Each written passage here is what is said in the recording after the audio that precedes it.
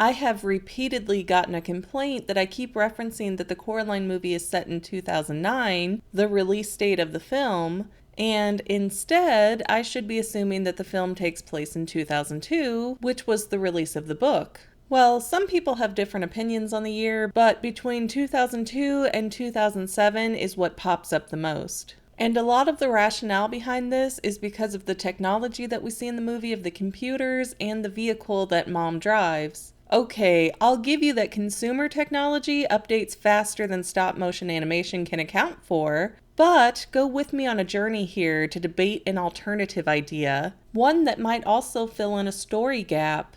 Generally, an audience is expected to see a movie as being set in current day times, and all future audiences are to assume that it's set during the date it was released. So if you sit down to indoctrinate your kids to the Matrix and they start asking why the computers in the real world are so bulky and why there are phone booths sitting outside just begging for hobos to move into them, you would have to say something like, "Oh, that's just how things were in the late 90s. You have to take a movie in context for the time it was set in, whether that's because a movie flashes 1999 on the screen or because that's when the movie came out. The setting is very important for how you can read a film." Now, there are some exceptions to this rule. A movie about George Washington might not list a year, but through the characters, clothing, and things going on, it's reasonable to assume that you'll make the connection without being told. Long story short, even if a film doesn't smack you in the face with the year, they should give you enough context clues to piece it together for yourself. So that being the expectation, since Coraline does not tell us the year we're looking at, I have to assume it's meant to be current day, or at least current day as in the date of the movie release, meaning it's set in 2009. That means that the older looking technology in Coraline's home is just a flaw in the production then, right? No, I don't think that's right either. It's a possibility, but I feel like there was more intent from the creative team involved. Coraline's mother, Mel, has a laptop that's harder to date, but the screen shows a full-color Word-like program being used, so it's modern up to at least 2009. We have the same problem with the VW Beetle in the driveway. New Beetles pretty much look the same from their re-release in 1998 up until they changed the body style and renamed it the Beetle A5 in 2010-ish. Before that, you might see slight differences between the model years, but it was essentially the same look. But Dad's desktop is old.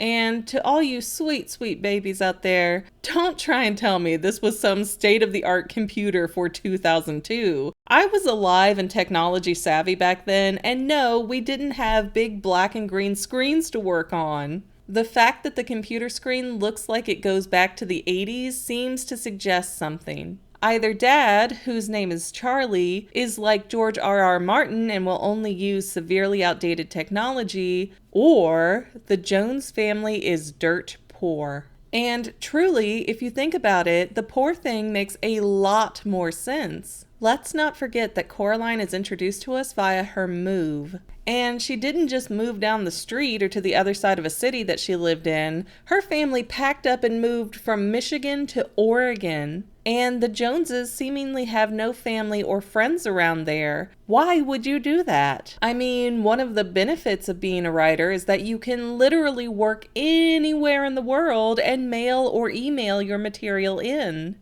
Well, the biggest reason to move is a financial change. Either you make more money and so you move to a nicer area, or you make less money and have to find somewhere cheaper to live. Since the Jones family didn't move into the cultural hub of Ashland, and according to Miss Forcible, they're nearly 2 miles from town, that implies that we're either looking at a very high income or low income home. The fact that the house is split into apartments, and the fact that the other residents surely aren't making any money from a current career, also reinforces the idea that the Pink Palace is a cheap place to live. Not to mention, the house is old, with bugs, brown water in the pipes, and the only reason not to renovate it is because you, as the landlord, don't make enough from the rent to be able to update the place to attract a nicer clientele.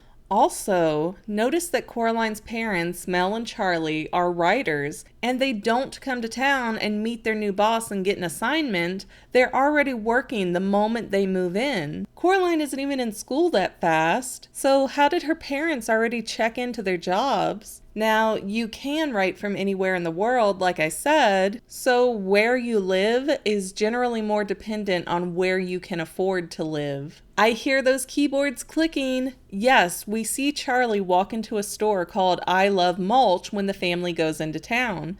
But this looks like some small-scale mom-and-pop business, not a business brand or a big-time franchise that would require a catalog. I mean, Mel clearly makes mention that they're working on a catalog, but if you look over Charlie's shoulder at his computer, he sounds like he's writing something like an article or a book on compost gardening. Actually, the lovely Amber Jones typed out Charlie's screen for me. It says, "Let me reintroduce you to the dirty world of compost gardening. Potato peeler, orange ronda, coffee grounds, eggshells, lawn clippings, you name it. Any organic garbage can be compost. Feeling in harmony with our garden and earth, it's not uncommon.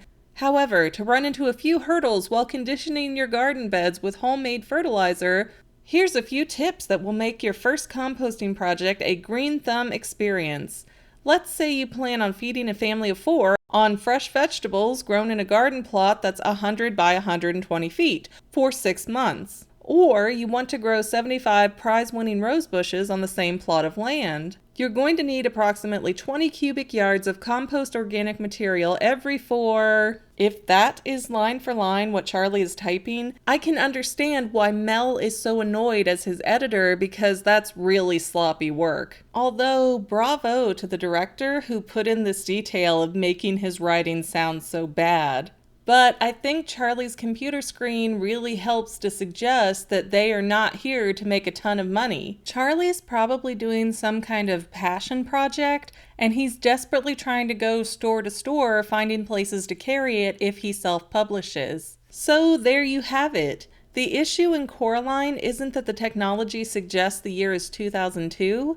If that were the case, Coraline would have a television and other things to keep herself occupied at home, and at least Charlie's computer isn't internet capable. No wonder Coraline's so bored. I think that we're purposefully shown outdated technology so that we're subtly nudged to understand that Coraline's family is on the verge of bankruptcy, and the Joneses likely had to sell every non-essential item they had to make ends meet. So no TV, no updated computers, nada.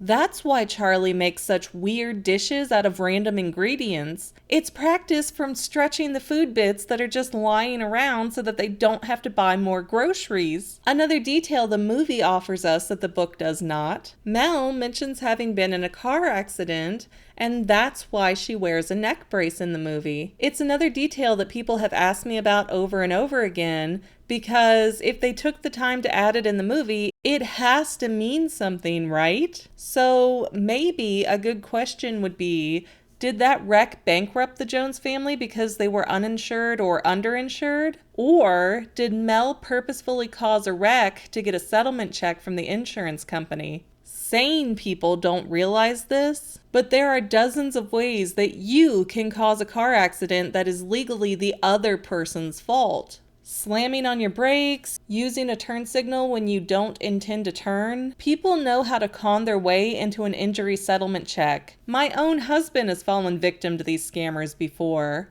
And with Mel's level of frustration and hostility throughout the film, it seems to suggest that she is very angry about something that we don't really know about. I mean, work doesn't make a parent that stressed out. And since Mel and Charlie have been a writing team for a while, they've surely worked out a home life and work life balance long before now. The pure aggravation that Mel has from the first minute she's on the screen leads me to believe that Mel was trying to pull an insurance con, but the settlement didn't work out as planned. So now the family is broke and they had to move to downgrade their living costs. It fits, and it finally gives us a reasonable explanation as to why Coraline's mother was in a car wreck. Why add that detail if it doesn't mean something?